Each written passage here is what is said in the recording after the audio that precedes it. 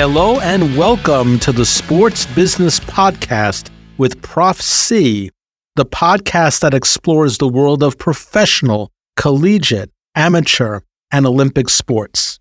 I'm Mark Conrad, or Prof. C, from Fordham University's Gabelli School of Business, where I serve as Professor of Law and Ethics and the Director of the Sports Business Initiative.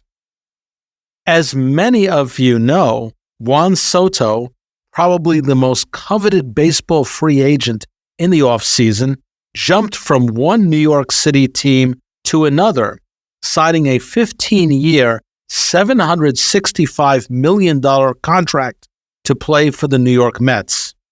He jumped from the New York Yankees, where he played last season, and helped lead his team to the American League pennant.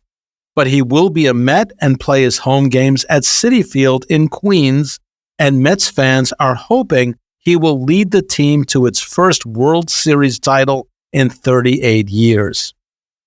The contract has an average annual value of $51 million.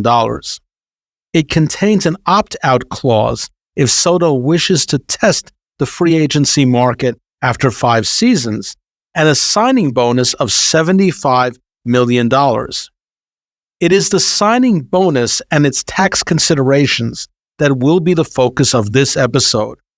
And with us to explain the tax issues is one of our most popular guests, the tax expert Robert Raiola. Many of you know and are familiar with Robert from previous podcasts, and if you are not, I would urge you to listen to them. Check out Season 1, Episodes 5 and 6 on January 22nd and February 13th, 2024, which are found by searching our Podbeam page. That's fordhamgsb.podbeam.com. I'll spell that out, Fordham, Fordham, GSB, Podbeam.com. Robert is the director of the Sports and Entertainment Group in the firm of PKF O'Connor Davies in Cranford, New Jersey. He has 30 years of experience in both the public and private sector and has worked with over 100 professional athletes in the 5 major sports. Robert, welcome back to the Sports Business Podcast. Thank you, Mark. Happy New Year and a pleasure to be with you. And Happy New Year to you. So let's talk about this massive contract. Unlike the deal between Shohei Ohtani and the Dodgers, Soto's salary is not deferred. So the Mets will have to shell out about the same amount each season for the life of the contract. So Robert, am I correct in saying that Soto will have to pay New York State and New York City taxes from his income? Not 100% correct. He will pay New York State tax, but he won't pay New York City tax because New York City is only taxing players or people, executives, that are residents. So he beats the 4% because he's not a resident of New York City. It's been reported that he's a resident of Florida.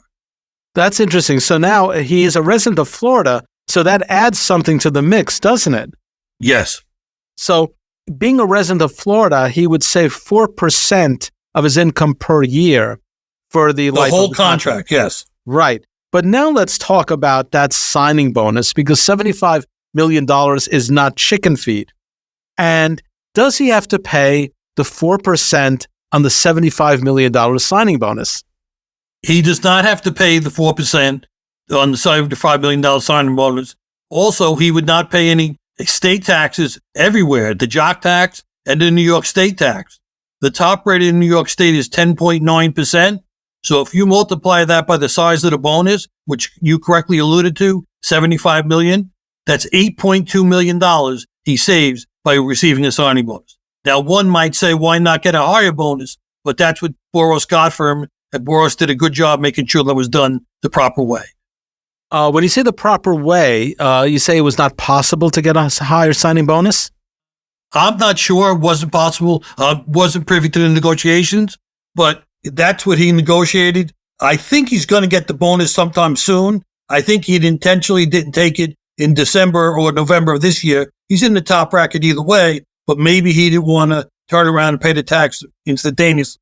Used to be in the old days that they used to report the bonuses as 1099, which used to be able to take expenses against them. That's no longer the case. But the signing bonus works. I'm sure you'll see it on Pete Alonso's deal when he signs, who's also reported to be a Florida resident. Just for those who may not know, 1099 income is not the same as what's called W-2 wage income. And 1099 income for most of us mortals is usually something that's freelance work or a business on the side. So let's say I'm working with Robert. Robert says, hey, can you put together a conference for me? It's a one-time thing and I'm paying you X dollars. They'll be on a 1099 form. And then you can take expenses because it really becomes something like a business. I don't want to usurp your expertise, but that's, the way I'd understand it. Again, very if good. I'm wrong, please let me know. No, good explanation. But to actually put that as a 1099 would have been very interesting, but I guess that is no longer the case. The other situation is, Professor, being that the players are now on their W-2, they can't deduct the agent fee paid on the contract. I think I read somewhere where Boras will make $38 million off this contract. Soto will get zero deduction for that. You are allowed, however, to take a business expense for agent fees paid against his endorsement income, his gloves, his batting gloves, his spikes, all that kind of stuff. He's allowed to take that fee. But the loss of the agent fee, you're paying $38 million and you got a great contract, but you're not getting a deduction for the $38 million. And that's a lot of deductions, no question about it. So it goes to show you that, the interpretation and the technicality of this is not just for, people who are into accounting. It actually has a huge effect on employees on that level. Of course, Yep. Professional athletes, on an elite level are one of those types of employees. But it also opens up the general question of, let's call it forum living. So if you're a professional athlete, what state would you recommend the athlete live in, at least for most of the year when he or she's not playing? Right. There's about 6 or 7 states that don't have a state tax.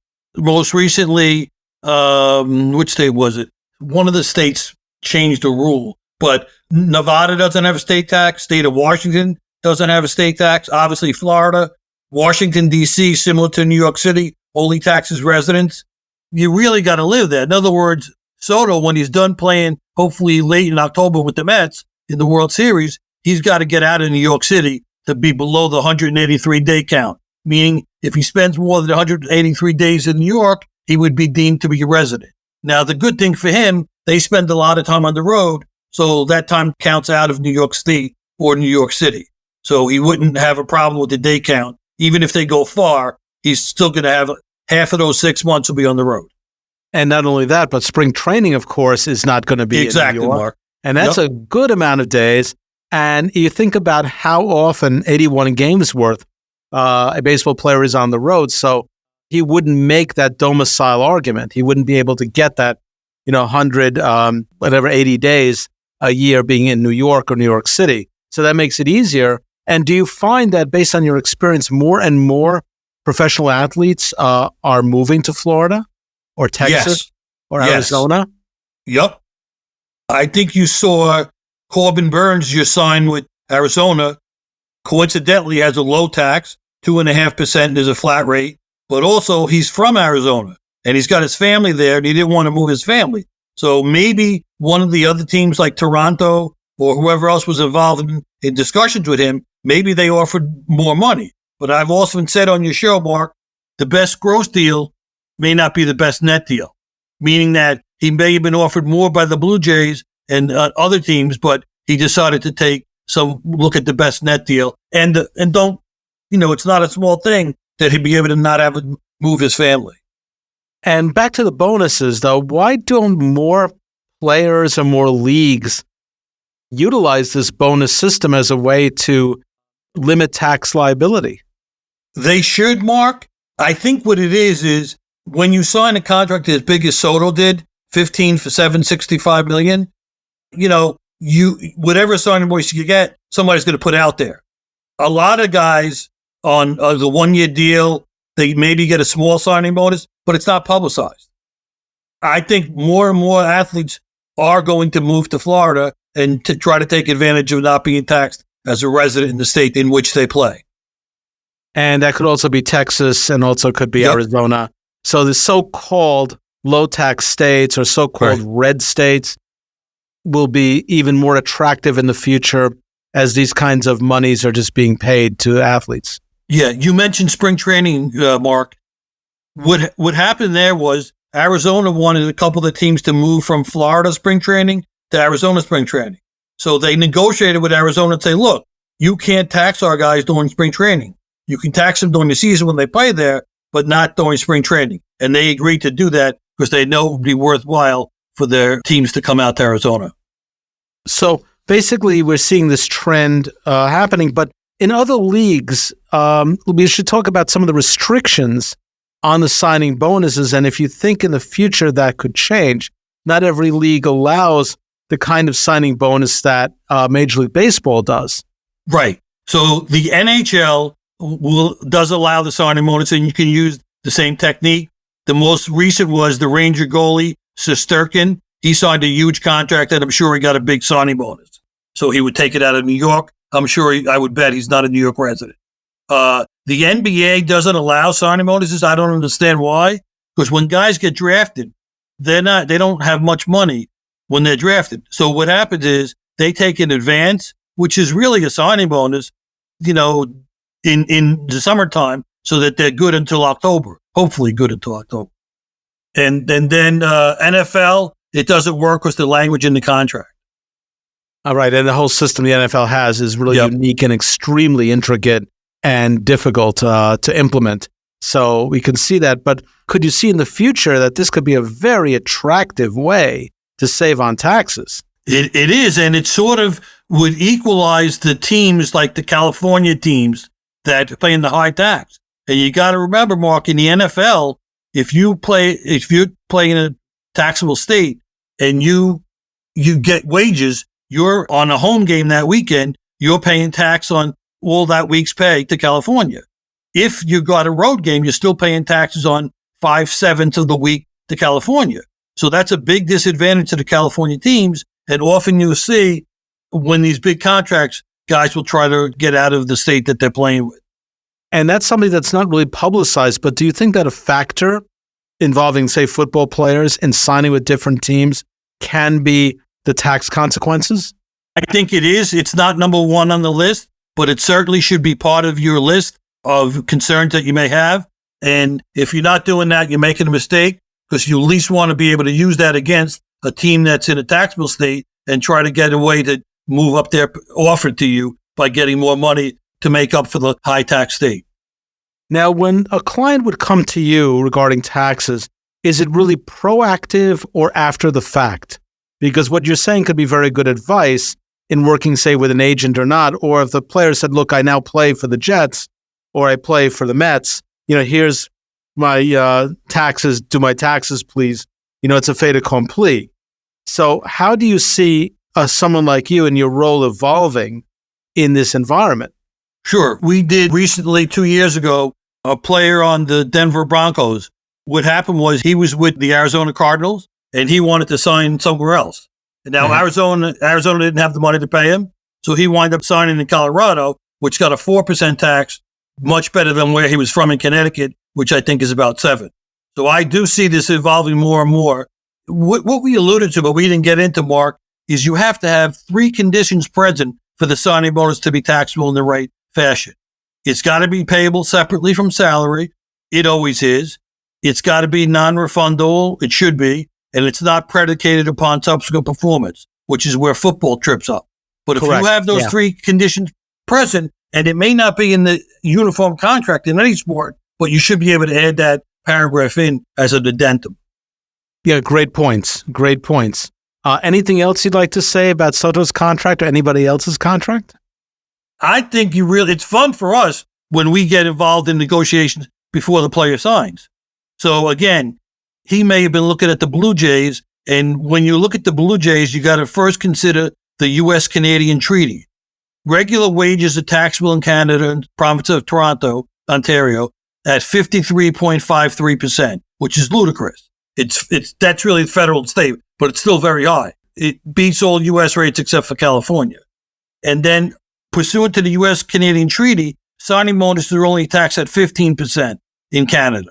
So then you would get the full credit in the U.S. for the 15% and not get screwed by playing up in Canada. But nevertheless, that Ontario tax is very high. Yes. The provincial tax, and also in Quebec, I should say as well, where, as many Canadians say, that funds their medical system to a great extent, the more state-run medical system. But it is very high for U.S. players. And also they are paid in U.S. dollars, at least in the National Hockey League. So that part is settled, so we don't have to worry about the exchange rate. But I suspect that many of the agents working with people like you are calculating this for the future when we're seeing this continued spiral of free agents' salaries. And in the National Hockey League, will probably go up too, because the salary cap is going to go up fairly substantially. Right. And I don't have the exact numbers on Shesterkin, but I know a great portion of his contract every year was deemed to be signing bonus. So that's clearly, to me, doing two things. One, if there ever was a lockout, you still got to get paid.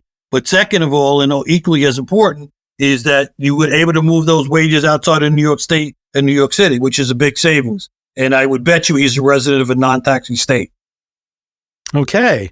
Sounds great. And on that note, on behalf of Fordham University, the Gabelli School of Business, and the Sports Business Initiative, we want to thank you, Robert Raiola, for again coming on to share your expertise on this podcast. And you're welcome to come back anytime in the future to discuss any other issues that may come up. Thanks for having me, Professor. And thanks to my producer, Victoria Lano, for her continued great work. And thanks to all of you for listening in. For the Sports Business Podcast at Fordham's Gabelli School of Business, I'm Mark Conrad, or Prof. C. Have a great day.